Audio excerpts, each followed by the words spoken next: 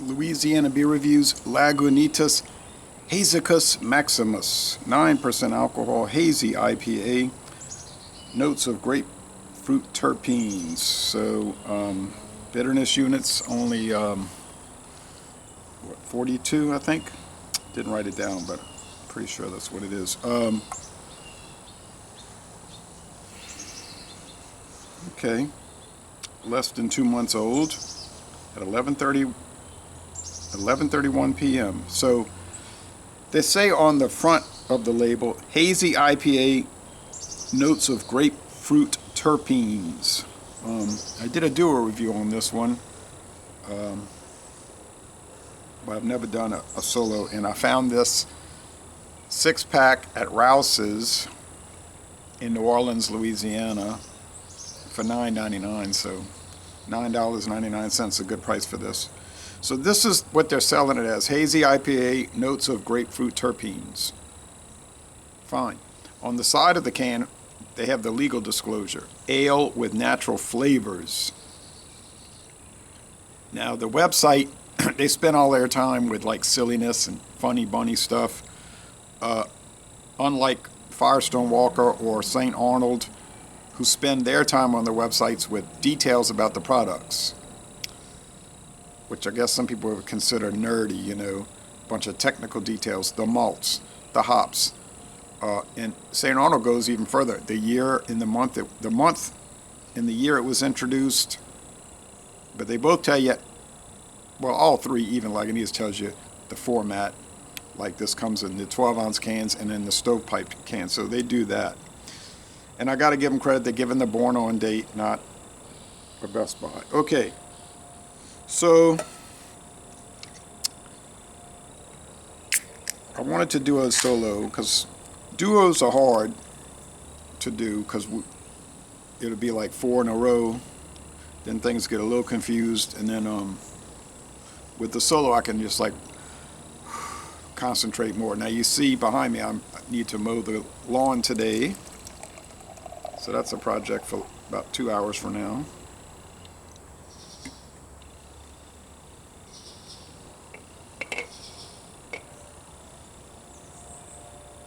Okay, so a very thick off-white head. The sun is obscured a little bit by haze. It's kind of like hazy, like the beer. Out here, very humid, and it's going to be in the 90s today. Orange,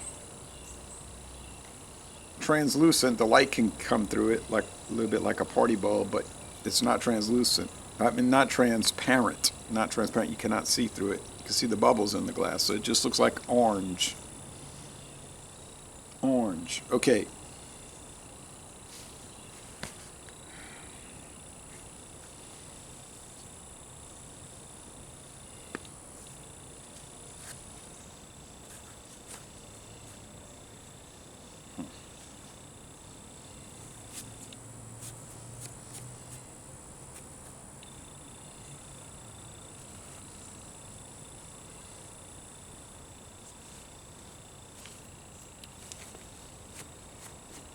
See, this hat's been damaged.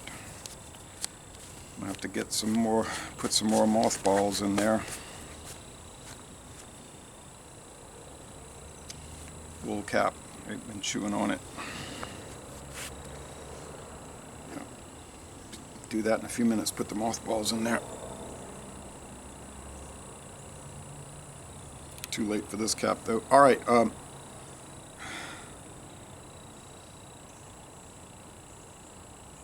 yeah, pineapple, I guess they're saying that. Yeah, pineapple, white bread. Don't know what the flavoring is. Probably pineapple, natural flavoring, pineapple extract. All right, the taste. Cheers.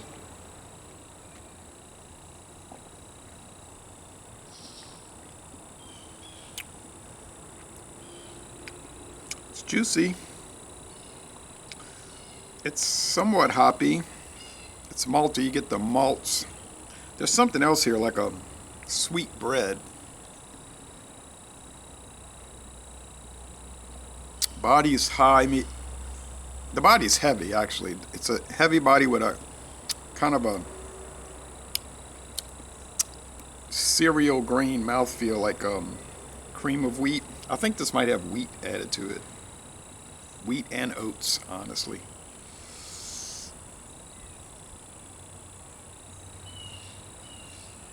But they don't put the malt or the hops or the ingredients on the website. The finish is mostly dry, like 80-20, 80% dry, 20% sweet. There's some sweetness. Okay.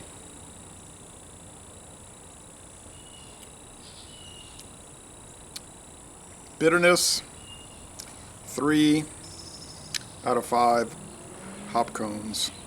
Sweetness,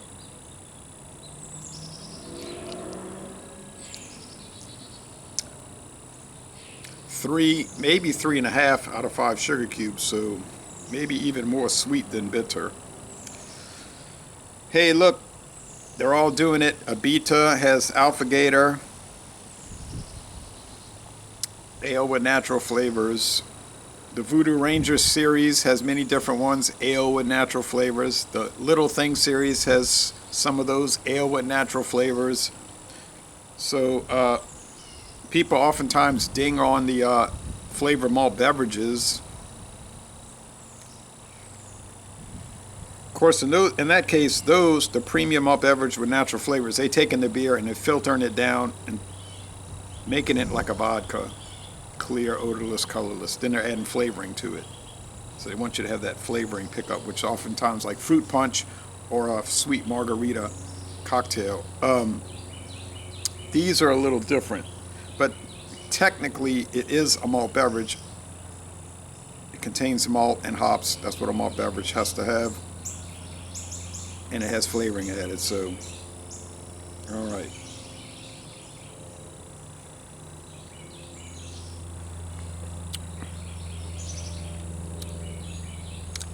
I would just check the side of the can. Usually that's where they put it, in a very, I can't say a hidden area because anybody can look at the can, just in an area that's not promoted.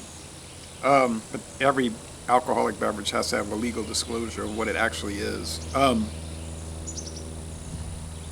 So like if it was a bourbon, it wouldn't be a true bourbon, it would be a distilled spirit specialty. A bourbon with natural flavors. So is this a true India Pale Ale? I would say no, because a true India Pale Ale would not have any flavoring or coloring added. This has flavoring. So let's call it a beer distilled, a brewed beverage specialty, a BBS, a brewed ale specialty, a BAS.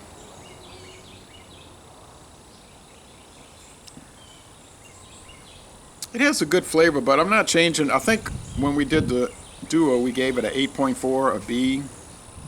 I think I'm going to stick with that. It's good, but it's just good. Compared to Maximus, and I'm going to check Maximus soon. And I'm wondering if now Maximus says ale with natural flavors. I'm going to be looking at that because that would tell me that's a third recipe because they had the original and then they said it was too bitter, so they dropped that in the second iteration. I'm wondering if there's a third now. I'm going to be looking for that. Okay. And they did have Maximus at Rouse's also, but I don't think it was on sale. But anyway, so yeah, 8.4 out of 10. It's good, but that's all I can say about it. So I'm glad I got it on sale for $9.99. And I'm going to end this review by saying y'all go to Petaluma, California, and take a Lagunitas brewery tour.